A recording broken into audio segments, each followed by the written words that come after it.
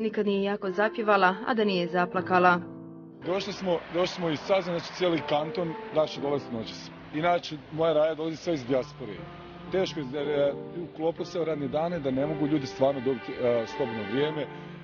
Tako je kako je, za sada ćemo vidjeti. Znači, dolazi cijeli kanton, naš Bihać, Sazin, da ne nabrajamo cijeli kanton, ako Bora iz Sarajeva ljudi će doći, cijela BiH, ja znam da noći tu.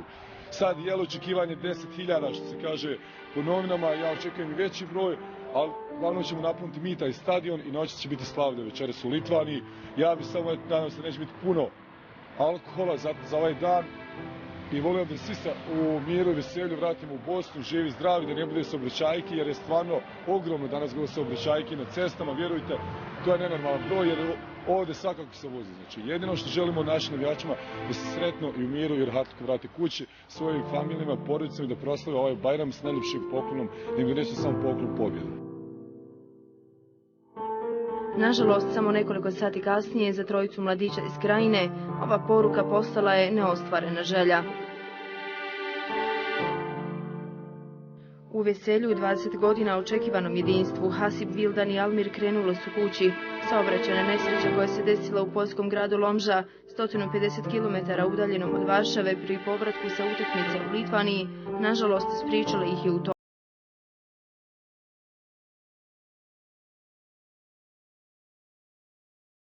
Godišnji mladić iz mjesta Mahmicelo kod Bosanske Krupe bio je vođa navijača Ljuti Krajišnici.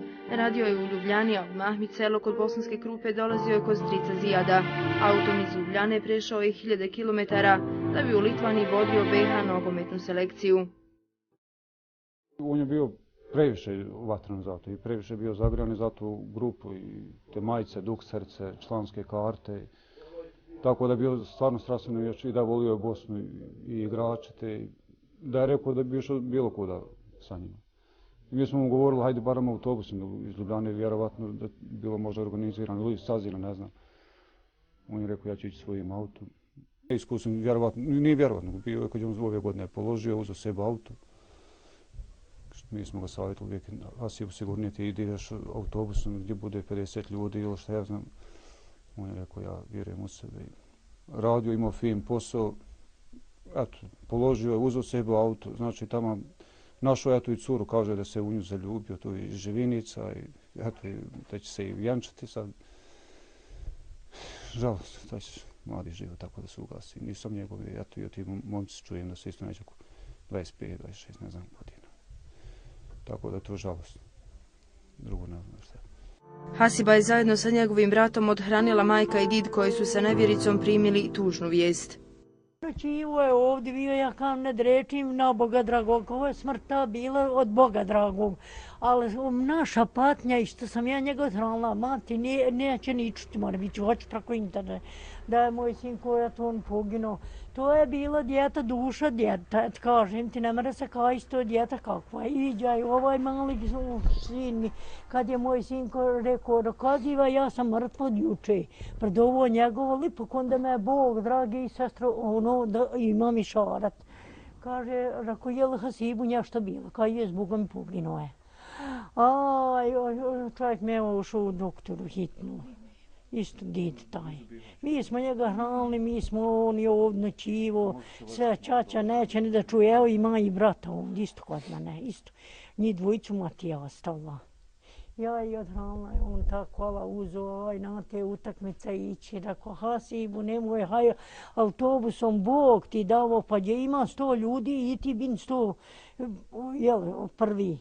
I ako Bog da nada, ta boma neće, aj, ode glava, ta samo 26. godina nastala mu. Vjerovatno taj kamion bio Aj, majko, sestra. Znači, obična je cesta i kamion je skroz na njegovoj strani. Evo ovo moje djete Hemont, mi smo njega volili, potralimo ga dječninu. Šok je bio i među Hasibovim prijateljima. Bio je, kažu, dobar momak, vatreni navijač BiH nogometne reprezentacije. Tako je došao na ideju o formiranju navijačke grupe Ljuti Krajišnici. On je bio vođa Ljuti Krajišnika, predvodio i dobar je bio, nema šta reći. Kako ste reagirali i vi i obični mještani Mahmićsela kada ste čuli da je poginuo? Pa nije lako bilo. Nije bilo lako. Danas je saznao to putem interneta.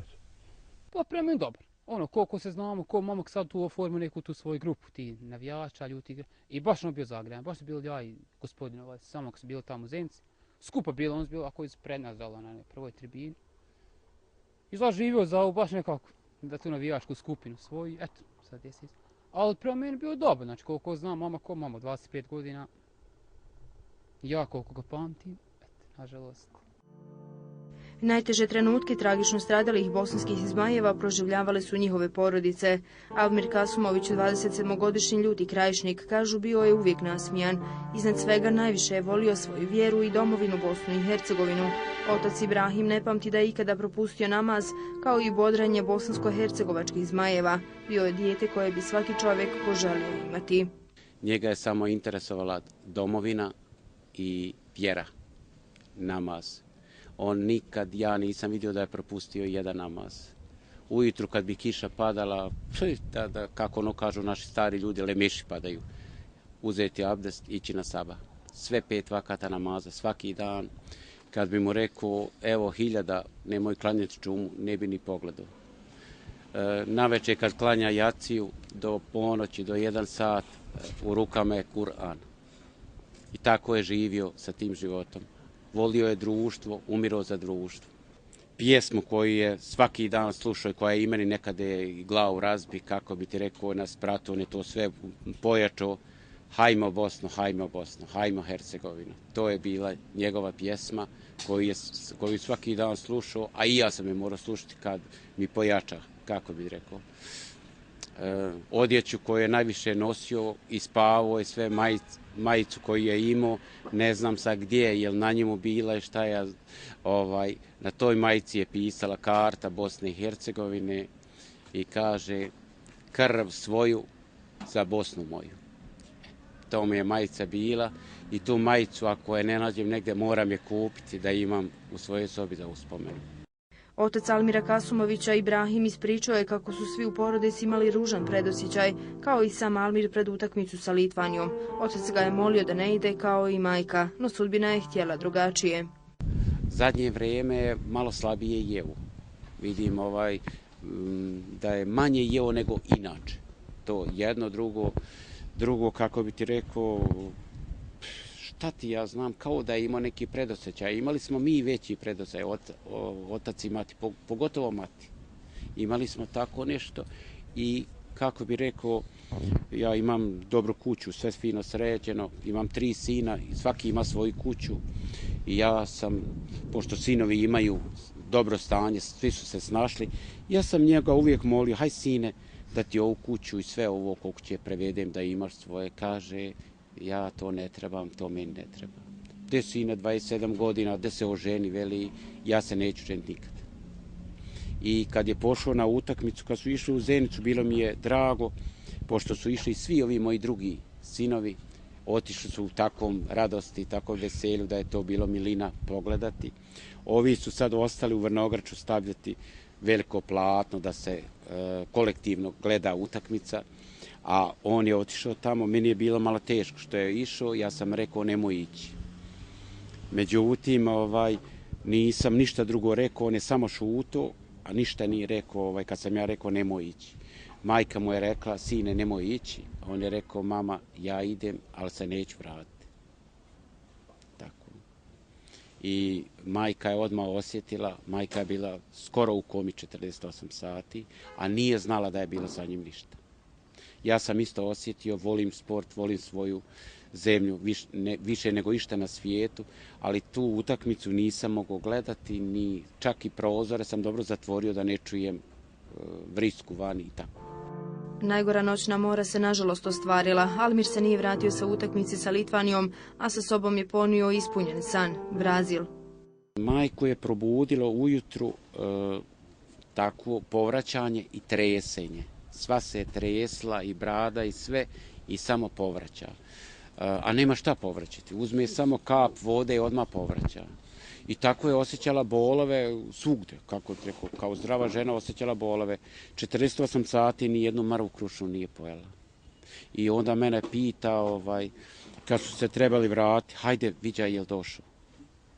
I ja sam lago, vidim da nije spremna da joj to kažem, ja sam lago da je on se uvratio kod moga bratića u Švicarsku pa da će on ga dovesti i tako, to sam joj lago. A onda je ona uvijek, Bajrem, zašto voliko naroda dolazi? A mi smo sve te prijatelje, komšije slali u 2 kuće što imaju sinovi moji, odmah do mene, pa reko Bajrem je, pa idu rodbina i šta ti imam, tako sam je lago. Ali kaže, pa dobro, bili su i pre Bajrema, nije voliko toga bilo, znaš.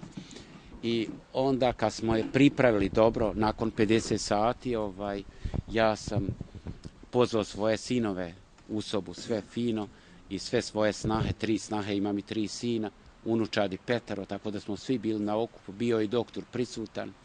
I onda sam ja njoj fino kazao, draga ženo, prvo sam proučio bismilu, draga ženo, budi hrabra, ti si majka, a i ja sam otac. Moram ti kazati jednu tužnu vijest, naš najmlađi sin je preselio na Hiret.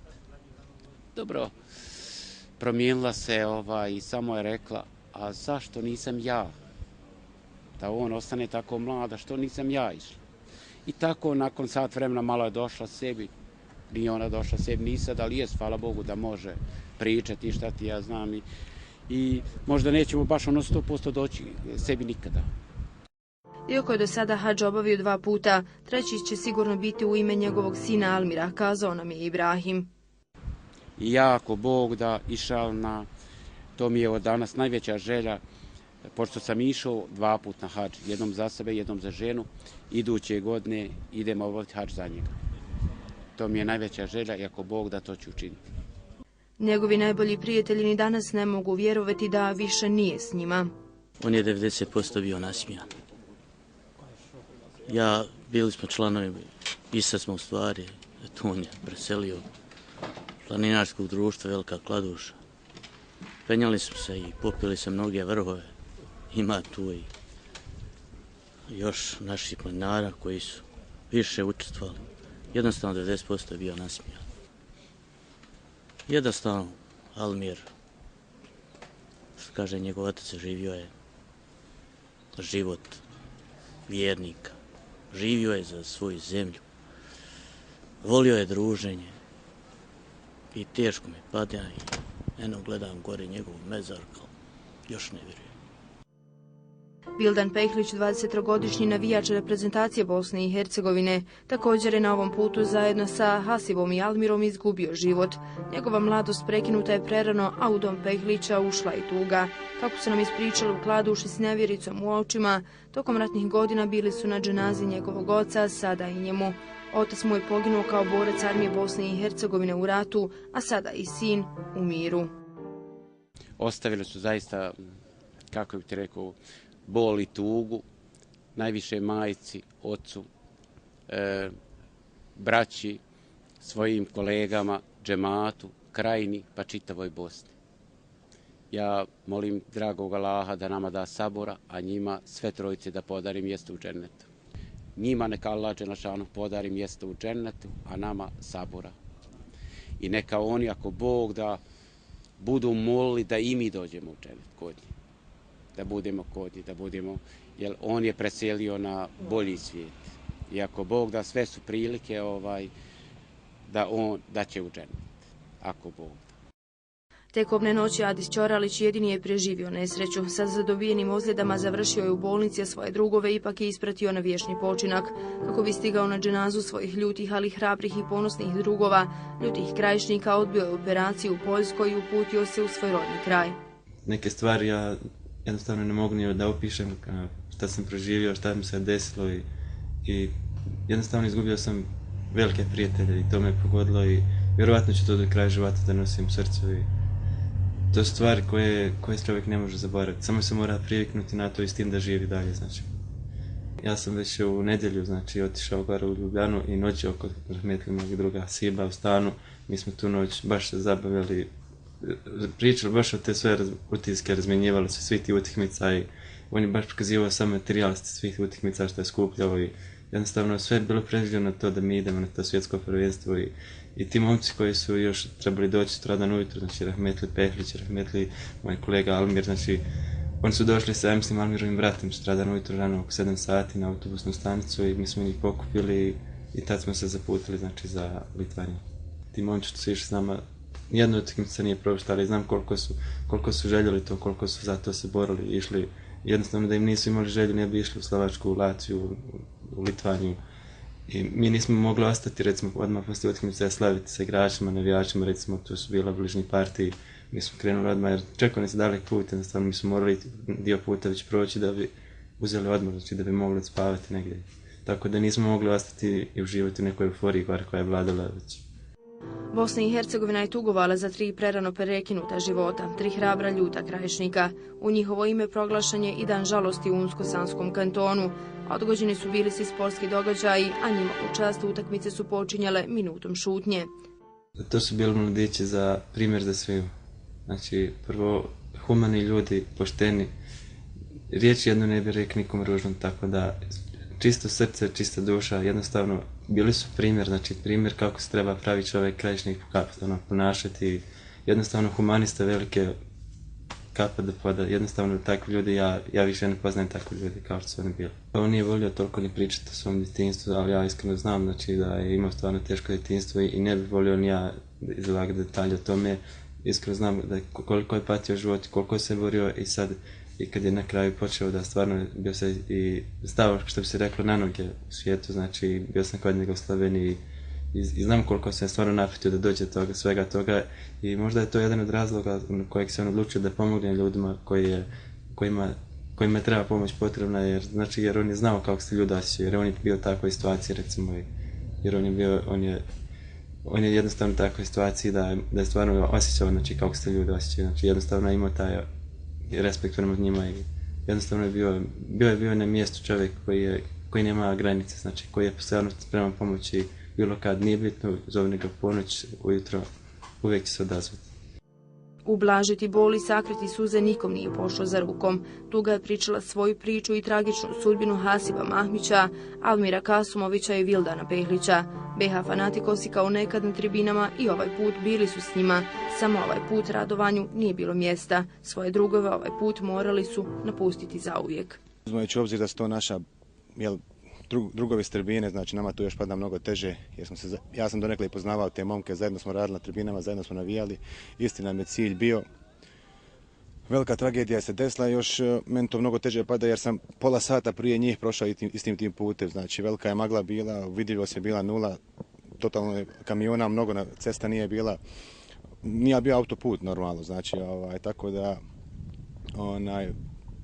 tragedija je velika i ja bi u ime svoje skupine BH Fanatiko se razvio sućut porodicama, znači i ne znam, teško je bilo šta reći danas. Taj dan smo bili gore u razgovoru baš pred stadionom, tako priču, govorio nam da se ne pije, da pripazimo malo na našu grupu navijačku i tako. I tu smo se različili, možda 5-6 minuta razgovor traju. Dan posljednjeg pozdrava, tišina i suze u krajini. Poznavao sam znači, Hasiba Mahmića, zvanog Bibu. Ujedno mi je bio i školski kolega i jako mi je žao. Posljednji put smo se sreli možda prije 10 dana u jednoj ćevabdžinci. Sjedli smo, pričali smo.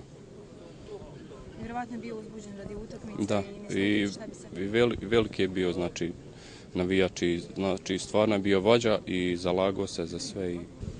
Poznavao sam ove mamke, bili su dobri stvarno u duši. Taj čovjek nikad ne bi zlo neku naudio nešto. Stvarno su bili dobri, nema riječi za njih. Nikad to neće biti zaboravljeno, legende nikad ne umiru. To ne može pisati niko, vrat. Vidiš da je sve Vrnogač u crnu, shvati. Taj Vrnogač nikad nije imao više nikoga, neće kad imati. To su 3 mlada, dobra, fina života, to su pošteni momci bili. Vidiš, odeše 3 mlada života i ovdje treba 6 svaki stadiona da bi se moglo ovdje smjestiti ljude muklen dženazu. U svakom slučaju, zaboravljeni neće biti nikad. Evo tu je udruženje Nančevi Bužimljani. Mi smo tu znači, da sačuvamo uspomenu na njih. Mi se nadamo eto, da će nas ovo ujediniti, a ne podijeliti.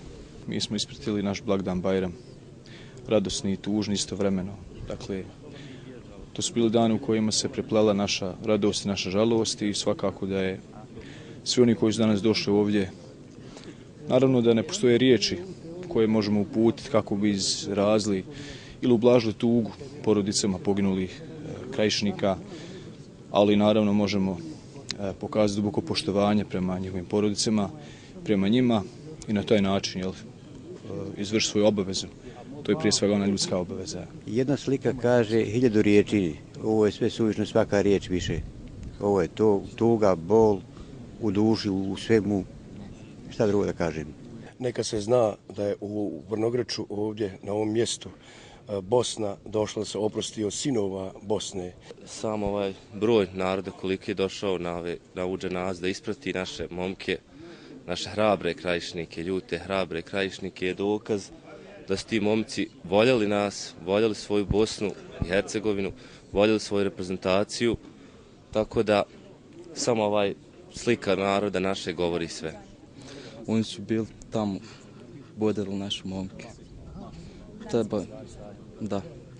Bili su tamo s njima, mi smo danas ovdje sa njima i ispratit ćemo ih.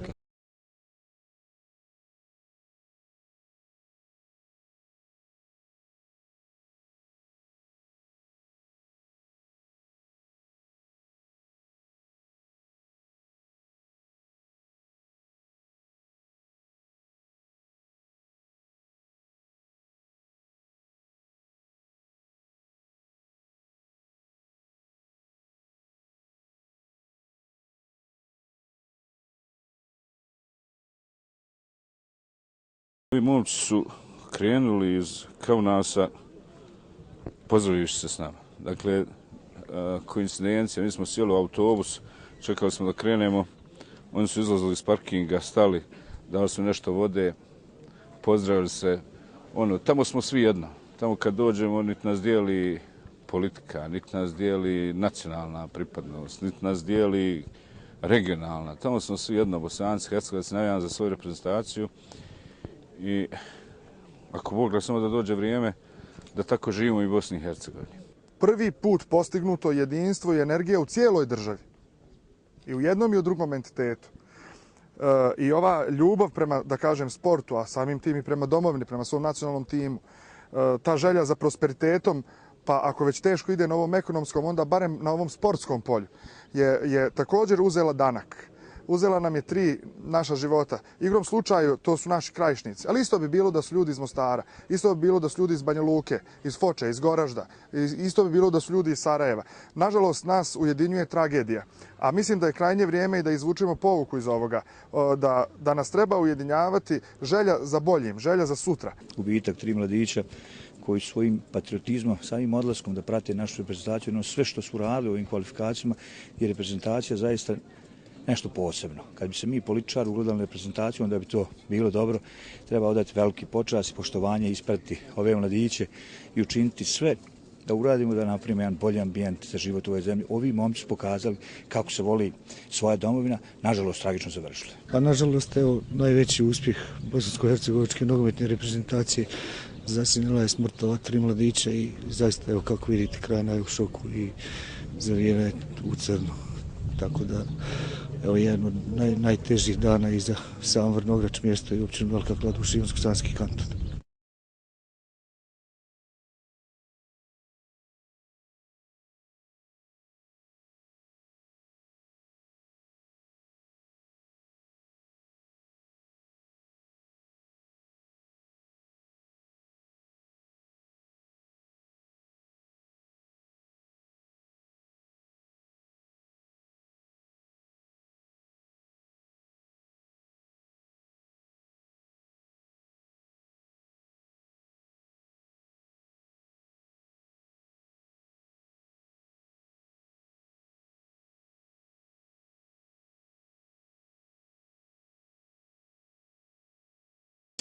Drago mi je što se odazvali, što su došli to, znači oni su rekli, znači sad god da nam bude potrebna pomoć, isključivo mene, znači zbog mog daljeg liječenja, oni će se odazvati, znači i ja kada sam se probudio u poljskoj bolnici, znači prvo što je bilo, meni je zazvonio mobitel od kapitena Spahića broj. On me zvao prvi, on je odmah rekao šta god da ti treba, reci brate, nije problem, ja ću ti pomoći, znači to je moja dužnost, kaže vi ste išli zbog nas, niste išli zbog svog nekog ličnog interesa.